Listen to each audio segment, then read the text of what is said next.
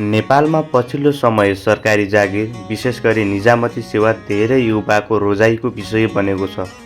तर हजारौँ प्रतिस्पर्धीहरूमध्ये सफलता पाउने सङ्ख्या सीमित छ। किन यस्तो भइरहेको छ? किन लोकसेवा लोकप्रिय छ? स्थायित्व, सामाजिक सम्मान र देश सेवा गर्ने अवसरका कारण लोकसेवा आज युवाहरूको मुख्य लक्ष्य बनेको छ। तर प्रतिस्पर्धा निकै कडा छ। एक सिटका लागि हजारौँ उम्मेदवार।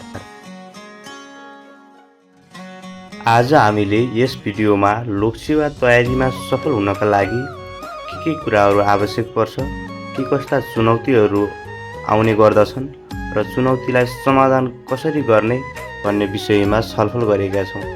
कृपया भिडियोलाई अन्तिमसम्म हेर्नुहोला। नम्बर 1, लोकसेवा तयारी गर्दा ध्यान दिनुपर्ने कुराहरू। लोकसेवा तयारीमा सफल हुनका लागि नम्बर 1, स्पष्ट लक्ष्य र अध्ययन योजना बनाउने, समयको उचित व्यवस्थापन गर्ने, पाठ्यक्रम राम्रोसँग बुझ्ने, नियमित अभ्यास र पुनरावृत्ति गर्ने, लेखन र विश्लेषण क्षमताको विकास गर्ने। नम्बर 2, लोकसेवा तयारी गर्दा के कस्ता चुनौतीहरू देखा पर्न सक्छन् त? लोकसेवा तयारीको यात्रा निकै चुनौतीपूर्ण छ।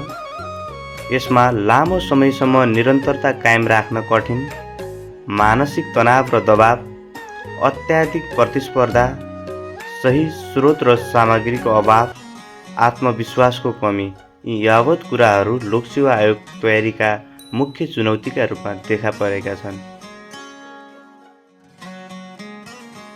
अब हामी माथि भनिएका चुनौतीहरू समाधान गर्न अथवा माथिका चुनौती सामना गर्न के कस्ता उपायहरू अवलम्बन गर्न सकिन्छ भन्ने विषयमा छलफल गर्छौँ।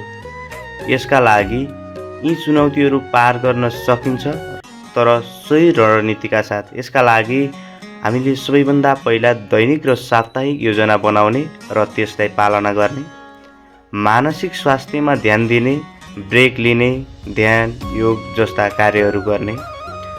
अर्को नम्बरमा छ समूहमा अध्ययन गर्ने र छलफल गर्ने, नियमित मक टेस्ट दिई आत्ममूल्याङ्कन गर्ने, साना लक्ष्य बनाएर क्रमशः अगाडि बढ्ने, आत्मविश्वास बढाउने र असफलतालाई सिकाइका रूपमा लिने।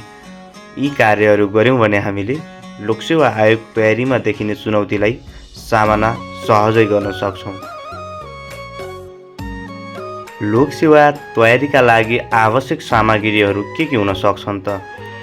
तयारीलाई प्रभावकारी बनाउन आवश्यक सामग्रीहरू केही यहाँ उल्लेखित गरिएको छ।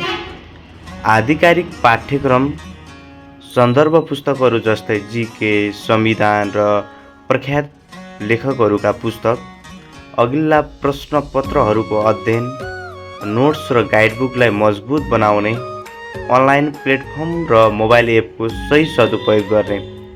सही सामग्री र निरन्तर अभ्यासले नै सफलताको कुञ्जी देखाउने गर्दछ। र अन्त्यमा लोकसेवा केवल परीक्षा होइन, यो धैर्य, मेहनत र आत्मविश्वासको यात्रा हो। असफलता अन्त्य होइन, सफलताको पहिलो पाइला हो। निरन्तर प्रयास गर्नुहोस्, सफलता अवश्य प्राप्त हुनेछ।